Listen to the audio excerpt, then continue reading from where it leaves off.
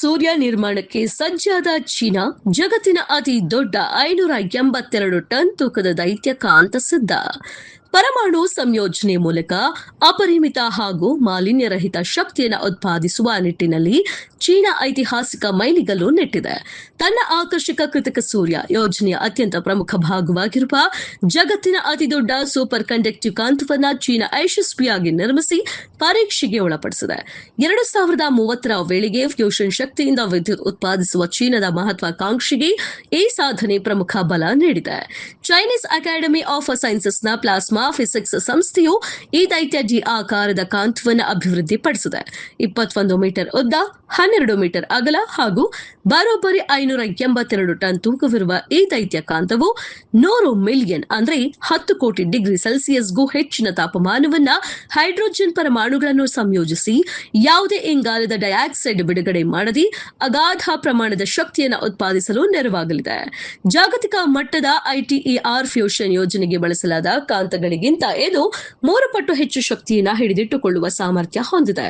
ಇದರ ಪ್ರಮುಖ ಕೆಲಸವೆಂದರೆ 10 ಕೋಟಿ ಡಿಗ್ರಿ ಸೆಲ್ಸಿಯಸ್ ತಾಪಮಾನದ ತೀವ್ರ ಬಿಸಿಯಾದ ಪ್ಲಾಸ್ಮಾ ಅನಿಲವನ್ನ ರಿಯಾಕ್ಟರ್ನ ಗೋಡೆಗಳಿಗೆ ತಾಗದಂತೆ ಮಧ್ಯದಲ್ಲೇ ಹಿಡಿದಿಟ್ಟುಕೊಳ್ಳುವುದು.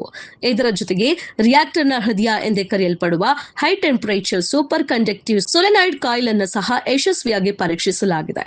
ಕಾರಿನ ಸ್ಪಾರ್ಕ್ ಪ್ಲಗ್ನಂತೆ ಕೆಲಸ ಮಾಡುವ ಇದು ಫ್ಯೂಷನ್ ಪ್ರಕ್ರಿಯೆಯನ್ನು ಕಾಯ್ದುಕೊಳ್ಳಲು ನೆರವಾಗುತ್ತದೆ. ಇನ್ನು ವಿಶೇಷವೆಂದರೆ ಈ ಸಂಯೋಜನೆಯಲ್ಲ ಬಳಕೆಯಾದ ಪ್ರತಿಯೊಂದು ವಸ್ತುವನ್ನು ಚೀನಾ ಸಂಪೂರ್ಣವಾಗಿ ತನ್ನ ಸ್ವದೇಶಿ ತಂತ್ರಜ್ಞಾನದಿಂದಲೇ ತಯಾರಿಸಿದೆ. 6 ವರ್ಷಗಳ ನಿರಂತರ ಸಂಶೋಧನೆಯ ಫಲವಾಗಿ 47 ಪೇಟೆಂಟ್ಗಳು ಹಾಗೂ 25 ಹೊಸ ಉದ್ಯಮ ಮಾನದಂಡಗಳನ್ನು ರೂಪಿಸಲಾಗಿದೆ. ಈ ಕಾಂತವು -269 ಡಿಗ್ರಿ ಸೆಲ್ಸಿಯಸ್ನಷ್ಟು ಅತ್ಯಂತ ಕಡಿಮೆ ತಾಪಮಾನದಲ್ಲಿ ಸುಮಾರು 60 ವರ್ಷಗಳ ಕಾಲ ಯಾವುದೇ ಅಡೆತಡೆ ಇಲ್ಲದೆ ಕಾರ್ಯನಿರ್ವಹಿಸಬೇಕಾಗಿದೆ. 1 ಲಕ್ಷ ಆಂಪಿಯರ್ಗೂ ಹೆಚ್ಚಿನ ವಿದ್ಯುತ್ ಪ್ರವಾಹವನ್ನು ಶಕ್ತಿ ನಷ್ಟವಿಲ್ಲದೆ ಹರಿಸುವ ತಂತ್ರಜ್ಞಾನವನ್ನು ಚೀನಿ ಎಂಜಿನಿಯರ್ಗಳು ಸಿದ್ಧಪಡಿಸಿದ್ದಾರೆ. ಈ ವರ್ಷದ ಆರಂಭದಲ್ಲಿ ಚೀನಾದ ಇಎಸ್ಟಿ ಅಂದ್ರೆ east experimental advanced superconducting tokamak ಕೃತಕ ಸೂರ್ಯನು 10 ಕೋಟಿ ಡಿಗ್ರಿ ಸೆಲ್ಸಿಯಸ್ ತಾಪಮಾನದಲ್ಲಿ ಪ್ಲಾಸ್ಮಾವನ್ನು ದಾಖಲೆಯ 1066 ಸೆಕೆಂಡುಗಳ ಕಾಲ ಕಾಯ್ದುಕೊಳ್ಳುವ ಮೂಲಕ ಜಾಗತಿಕ ದಾಖಲೆ ಬರೆದಿತ್ತು.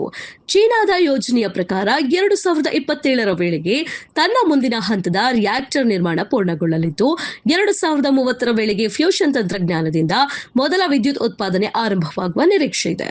ಪೂರ್ಣ ಪ್ರಮಾಣದ ರಿಯಾಕ್ಟರ್ ಜೋಡಣೆ ಮತ್ತು ಸುದೀರ್ಘ ಪರೀಕ್ಷೆಗಳು ಇನ್ನು ಬಾಕಿ ಇವೆಯಾದರೂ ಈ ಮಹತ್ವದ ಮೈಲಿಗಲ್ಲು ಜಗತ್ತಿಗೆ ಎಂದು ಮುಗಿಯದ ಹಾಗೂ ಮಾಲಿನ್ಯರಹಿತ ಸ್ವಚ್ಛ ಇಂಧನ ನೀಡುವ ರಸ್ತೆಯಲ್ಲಿ ಹೊಸ ಆಶಾಕಿರಣ ಮೂಡಿಸಿದೆ.